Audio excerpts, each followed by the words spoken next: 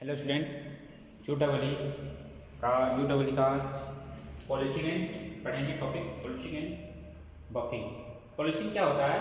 Silver निकल और chromium plotting required polishing कि जो क्या होता है कि हम रिक्वायर करते हैं किसी भी चीज़ को क्या करता है पॉलिशिंग करना है। कि कोई भी हमारा ये मान लो ये हमारा मेटल है, तो ये क्या है मेटल हमारा क्या है उभरा खबरा है, तो इसको हमें क्या करना है बिल्कुल प्लेन करने के लिए हमें इसमें पॉलिशिंग एंड बफिंग का जरूरत होता है, ताकि हमारा पूरा ये जो है वो पूरा मेटल जो सही हो और चिकनापन हो। Polishing is done mops drive in spherical speed of 200 to 300 metre per minute. इसका जो है कि मोप्स होता है कि जिसको क्या होता है उसको सफाई करना। जैसे मान लो हम लोग किसी भी चीज को ब्रश टाइप का होता है, वो ब्रश टाइप का होता है, तो किसी भी मेटल को क्या करता है उसको चिकना करता है, इसको सही बनाता है। तो उसकी स्पीड कितनी होनी चाहिए?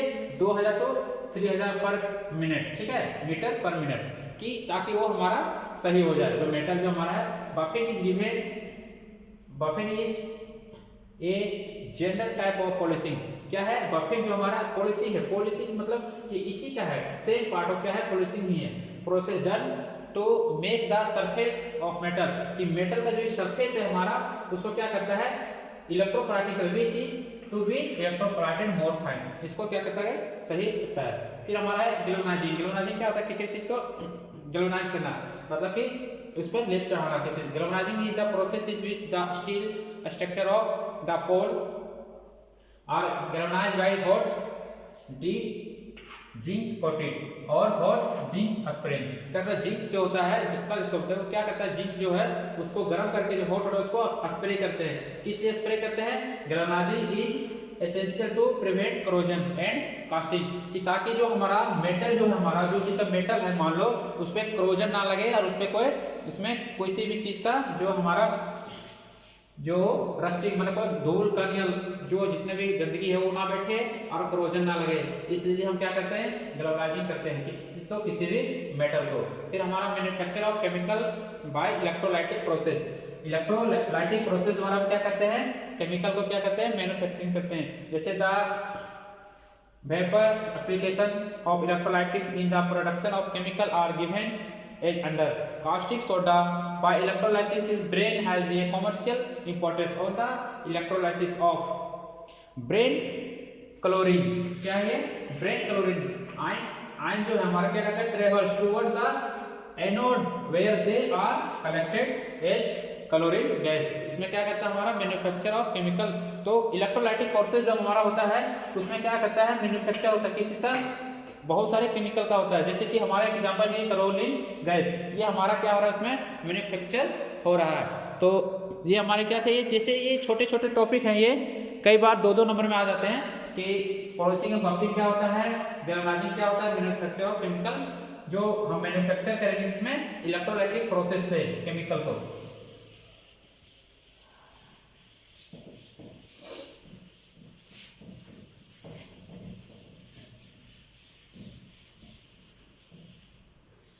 फिर इसी में एक टॉपिक हमारे पास factor governing electro deposition. Factor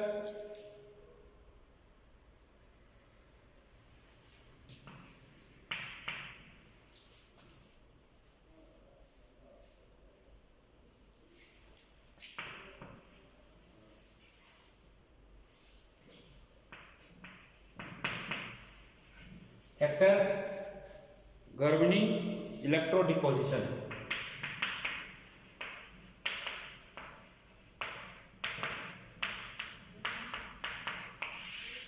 तो इसमें क्या है कि इसका जो फैक्टर है हमारे पास जो उस दिन बताए थे इलेक्ट्रो डिपोजिशन वाला चैप्टर में बताए थे कि जो जितने भी मेटल हमारे पास जितने टाइप के जो मेटल होते हैं उसमें टेम्परेचर कितनी होती है, इस पर करंट कितना लगता है, तो वो सब हम बताए थे। तो उसी का हमें क्या करना है फैक्टर लिखना है किसका गवर्निंग का।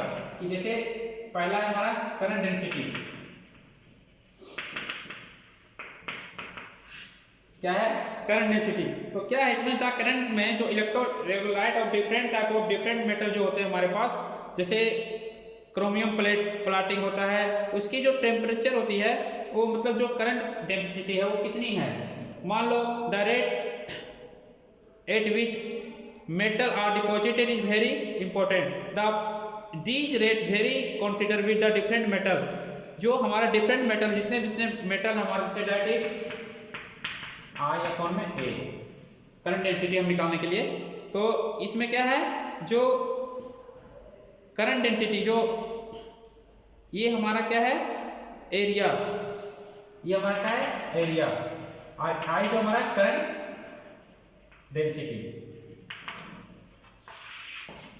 तो कहने का मतलब है कि जो it is usually current per unit area which matter, current per unit area, ये current per unit area upon में आई अपॉन में ए इसको बोल सकते हैं।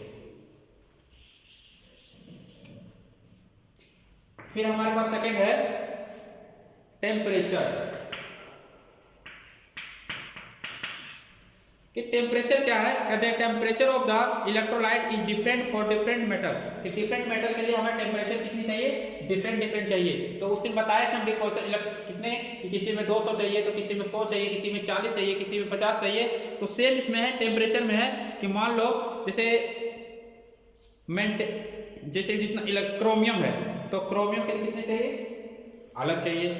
मान लो फिर कॉपर है, कॉपर प्लांटिंग है,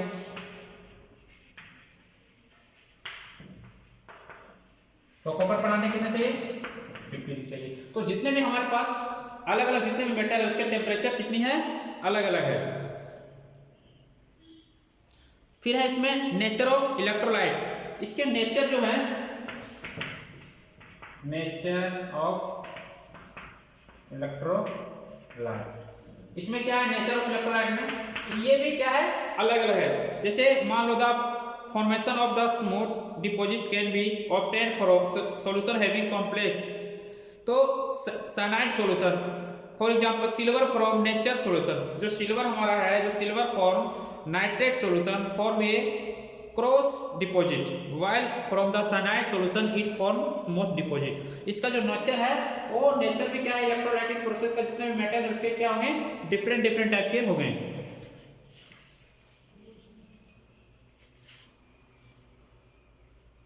फिर है इसमें nature of the metal upon which deposit by made, जो नेचर है इसमें जितने भी नेचर टाइप के होते हैं, nature of the metal, nature of the metal upon विच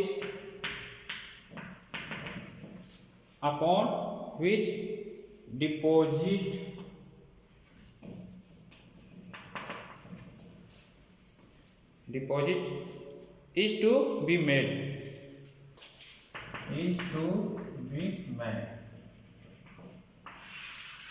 इसमें क्या है कि the factor is influence of the growth of the crystal, since it is assumed that the operation of crystal is in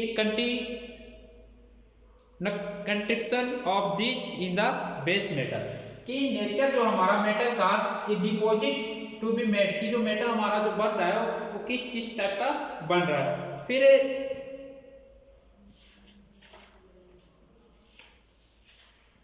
nature of electrolytic जो था हमारे पास, उसमें था nature of electrolytic में था, जैसे हमारा कॉपर है, कॉपर प्लाटिंग है, तो कॉपर प्लाटिंग के लिए हमें इलेक्ट्रोलाइट कौन सा यूज करेंगे, CuSO4, कॉपर, जिसको हम क्या बोल सकते हैं, कॉपर सल्फेट बोल सकते हैं। क्या बोल सकते हैं, कॉपर सल्फेट प्लस इसमें क्या होगा, H2SO4, इसको क्या बोल सकते हैं, सल्फ्यूरिक एसिड। ये हमारा क्या है, सल्फ्यूरिक एसिड है, कॉपर सल्फेट। सिल्वर प्लांटिंग के लिए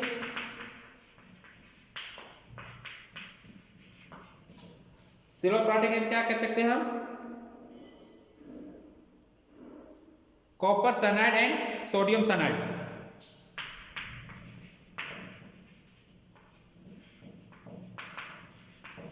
सोडियम साइनाइड सॉल्यूशंस को यूज कर सकते हैं। फिर हमारा गोल्ड प्लांटिंग के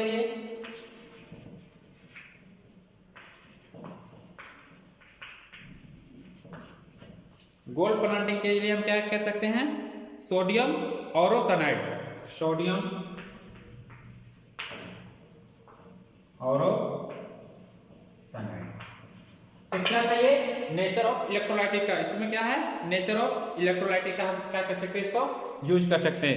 तो ये जितने भी हमारा मेटल है जो फैक्टर है उसका इलेक्ट्रोलाइट जो ग्रोविंग का है इलेक्ट्रोलाइट डिपोजिशन का, तो उसके किया तो ये हमारा ग्रोविंग हो इसका इलेक्ट्रो डिपोजिशन। तो इलेक्ट्रो डिपोजिशन हम पिछले क्लास में बता चुके थे कि जितने भी मेटल हमारे पास टेम्परेचर और ये जो हमारा पास सॉल्यूशन जो हमारे पास कौन से सॉल्यूशन यूज होता है उसमें ये बताया था। तो इसमें गवर्नमेंट इसमें इकट्ठा है कि फैक्टर उसका कौन सा है। तो फैक्टर में करंट हो गया, टेम्परेचर हो गया, नेचर ऑफ इलेक्ट्रोलाइट हो, nature of the metal which deposit to be, और एक दो टॉपिक है जो आपको नोट्स में मिलेंगे। Thank you.